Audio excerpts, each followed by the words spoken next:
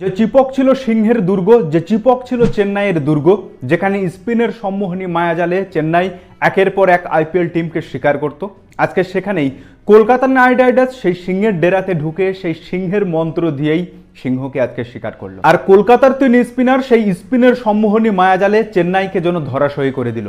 মাত্র 103 রানে আটকে রাখলো চেন্নাই সুপার কিংসের মতো একটা দলকে, যেখানে মঈন আলী 4 ওভারে একটি মেডেন সহ 20 রান দিয়ে 1 উইকেট, বরুণ চক্রবর্তী 4 ওভারে 22 রান দিয়ে 2 উইকেট এবং সুনীল নারিন বোলিংয়ে 4 ওভারে 13 রান দিয়ে 3 উইকেট এবং ব্যাটিংয়ে 18 বলে 44 রান করেছে, যেখানে 5টা ছক্কা আছে।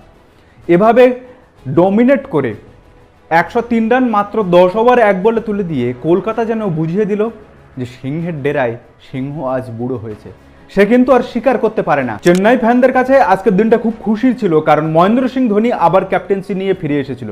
কিন্তু চেন্নাই ফ্যানরা ভুলে গেছিল যে চেন্নাইয়ের সবচেয়ে বেস্ট ব্যাটার সে কিন্তু পুরো আইপিএল থেকে ছিটকে গেছে, সেই ঋতুরাজ গাইকোয়াড, যার কারণে কিন্তু চেন্নাই আইপিএল ট্রফিটা জিতেছিল। দুর্দান্ত ব্যাটার, কিন্তু আজকে তার অভাব হাড়ে হাড়ে টের পেল চেন্নাই সুপার কিংস। স্পিনের মায়াজালে এমনভাবে কলকাতা তার নাকপাশ চেপে ধরলো যে সেখান থেকে আর চেন্নাই সুপার কিংসের বেরোনোর ক্ষমতা থাকলো না। আর এই ঘটনা কিন্তু শুধু আজকে ঘটেনি, এর আগে আরসিবি করে গিয়েছে, দিল্লি ক্যাপিটালসও করে গেছে, আর আজকে কলকাতা নাইট রাইডার্স। চেন্নাইয়ের দিন কি তবে ফুরলো? অবশ্যই কমেন্ট করে জানাবেন। আর এরকম ক্রিকেটের ভিডিও পেতে অবশ্যই চ্যানেলটি কিন্তু সাবস্ক্রাইব করে রাখবেন।